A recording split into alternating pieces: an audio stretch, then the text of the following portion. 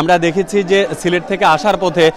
মহাসড়ক এমনকি তার যে নিজস্ব এলাকা অর্থাৎ জন্মভূমি হবিগঞ্জের যে বাহুবলের স্নানঘাট, এখানে হাজার হাজার মানুষ প্রায় 3 থেকে 4 কিলোমিটার রাস্তায় উভয় পাশে দাঁড়িয়ে তাকে অভ্যর্থনা জানিয়েছেন। সম্ভবত দর্শকদেরকে আমরা দেখাতে পারছি যে এখানে তিনি প্রায় 11 বছরে পরে তার জন্মভূমিতে তিনি ফিরেছেন এবং সেই জন্মভূমিতে ফেরার পর তারা সাধারণত দেখাচ্ছে এখানে যে কোনোভাবে হোক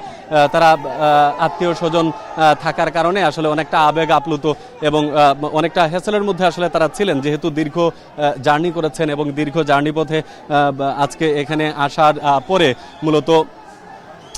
তাকে পেয়ে আসলে এলাকার মানুষ এতটা উচ্ছ্বসিত এবং এতটা উৎসাহিত সেটি আসলে আমরা আপনাদেরকে দেখাতে পেরেছি। এবং হামজা চৌধুরীর যে আত্মীয় স্বজন এবং তার নিজ বাড়িতে আসার পরে আসলে তিনি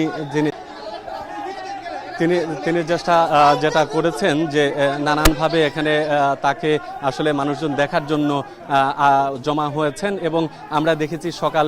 11টা থেকে মূলত যত সব গণমাধ্যম আছে, গণমাধ্যম এমনকি গণমাধ্যমের বাইরেও আসলে সাধারণ মানুষের একটা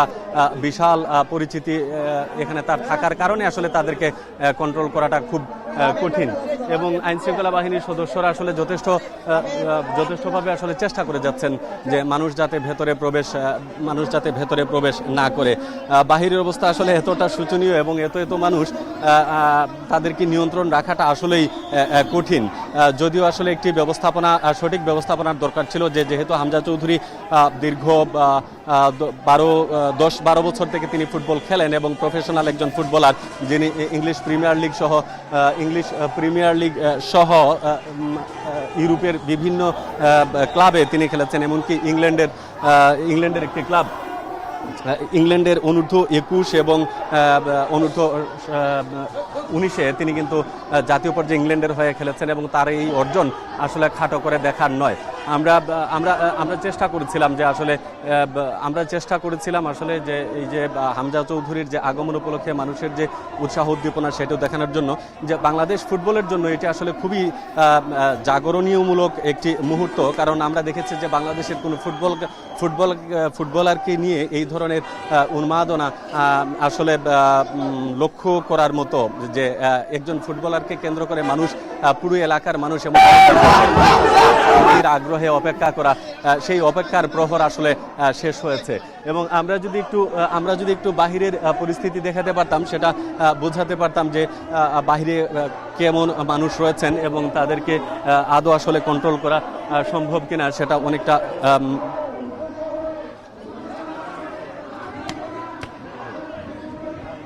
তো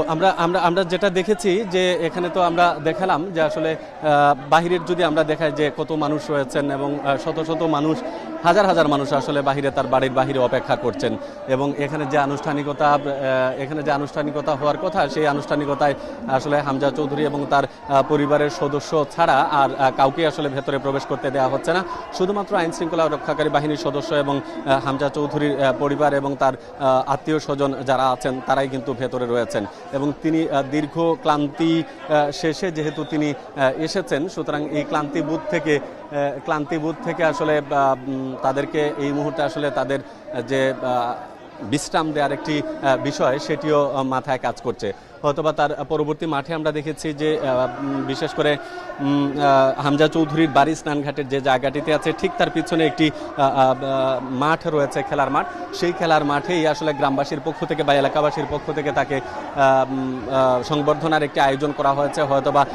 পরবর্তী পরিস্থিতিতে তাদেরকে একটি সাময়িকভাবে বিশ্রামের পর হয়তোবা তাকে সেখানে নেওয়া যেতে পারে। তবে সত্যি বলতে যে জিনিস আছে, আমরা যতটুকু দেখেছি যে এখানে আইন শৃঙ্খলা বাহিনীর সদস্যদেরকে আসলে হিমশিম খেতে হচ্ছে। আমরা বারবারই দেখছি যে বাহিরের যে পরিস্থিতি, এটি আসলে কাম্য নয়। একজন ফুটবলার তিনি যখন তার নিজ বাড়িতে যখন এসেছেন তখন স্বাভাবিকভাবেই আমরা এটা দেখতে আমরা যদি একটু যদি আমরা করি